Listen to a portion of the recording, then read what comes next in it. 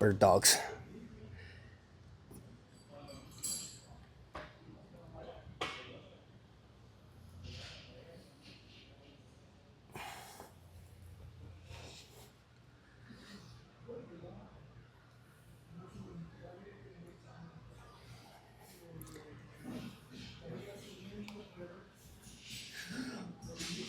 Want to focus on this low back. When I go out, I don't want a huge dip here.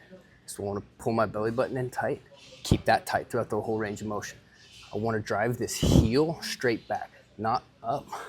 I don't want that. So I want to go straight back, keeping my core tight with my heel, keeping my lower belly in tight and squeezing this glute. And then the opposite hand goes up because that adds an element of stability.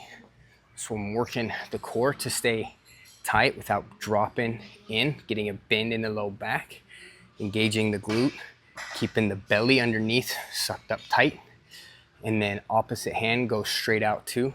So heel and fingertips separate, not so much as working up, but out, and the glutes engaged, and then also my core is engaged, keeping everything locked in here from a stability standpoint, but then also making sure that I'm not getting a dip in the low back.